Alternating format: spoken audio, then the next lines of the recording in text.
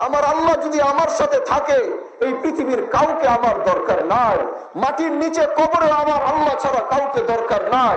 কিয়ামতের ওই কঠিন মাঠে যখন সব ইয়া নফসি ইয়া নফসি বলবে, ওই মুহূর্তে আমার আল্লাহ ছাড়া কাউকে দরকার নাই। এই জন্য প্রিয় ভাইরা আমার, আসুন এই জানাজার নামাজের এই গরমের ভিতর থেকে অনুভব করুন, যাকে এখন কবরে রেখে আসবো তার কিরকম গরম লাগবে।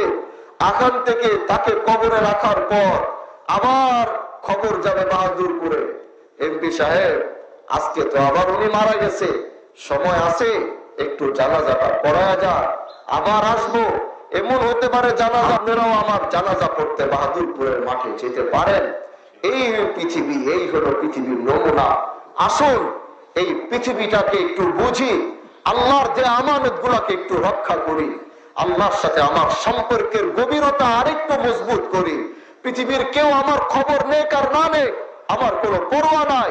আমার আল্লাহ যদি আমাকে মনে রাখে, আমার আল্লাহ যদি আমার খোঁজ খবর রাখে, আমার আল্লাহ যদি আমার সাথে থাকে, এই পৃথিবীর কাউকে আমার দরকার নাই।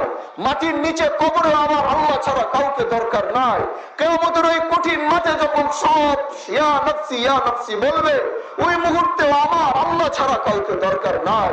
উনি যদি থাকলে আমার সব হয়, উনি থাকলে যদি আসমান আমার হয়, উনি থাকলে যদি জমিন আমার হয়, উনি থাকলে যদি হাসরের ময়দান আমার হয়, উনি থাকলে যদি জান্নাত আমার হয়, তাহলে আমি কার পিছনে দৌড়াবো?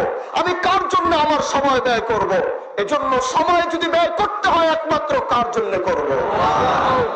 পারবো তো ইনশাআল্লাহ। ইনশাআল্লাহ এই মৃত্যু থেকে আল্লাহ আমাদেরকে সবক নিয়ে যাওয়ার তৌফিক দান করুক। যিনি মারা গেছেন এই এলাকার খুবই একজন সম্ভ্রান্ত মানুষ ছিলেন, সবাই তাকে ভালোবাসতেন। দোয়া করি আল্লাহ যেন তাকে মাফ করে, তার পরিবারকে ধৈর্য ধারণ করার